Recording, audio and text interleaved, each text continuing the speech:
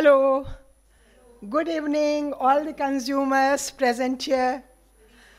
Hearty welcome to our 16th program in Consumer Series and 70th program in a series which we started about 6 years back. So we have been going strong, always thinking of new topics, new issues to be taken up, and we are very happy to see the response which we have been getting. So basically to introduce Consumers India, it's an organization which was set up by former officers of Department of Consumer Affairs in Government of India. And it's an intellectually strong organization.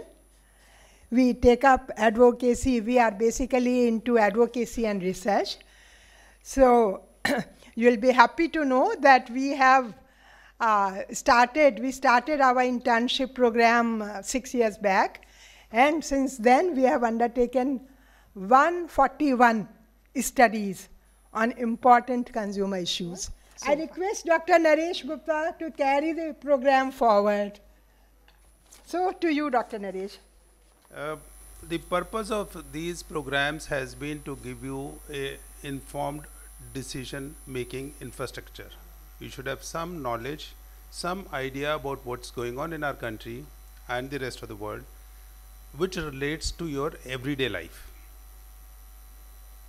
And misleading advertisements is one of them. Advertising is legalized lying. H.G. Wells. So well said. How much is the legality in it? That is going to save us. Otherwise, this legalized lying would continue to infiltrate into our lives. I think the legal aspects we'll start with, and we have, as you heard, we have Dr. Sushila. Yeah. She is the best person to tell us what are we dealing with in this country. We had a Consumer Protection Act, 1986. We have Consumer Protection Act now, which has been in the Gazette, 2019.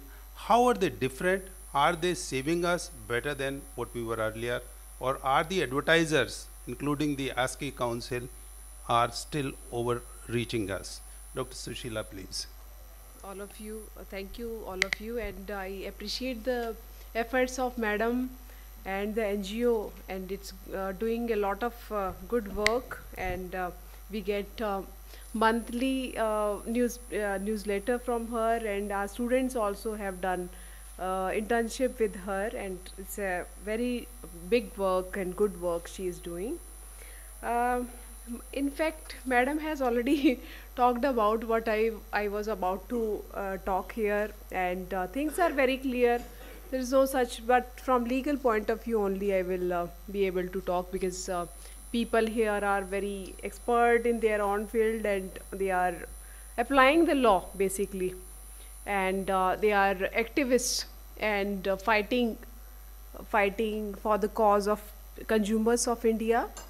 So this is my privilege to come here and be associated with, and I want that in future also I will associate with this NGO, and I will also talk about my my own university, how we are working, what type of work we are doing at NLU Delhi. So my purpose will be very limited to talk about law, because very limited sphere is there.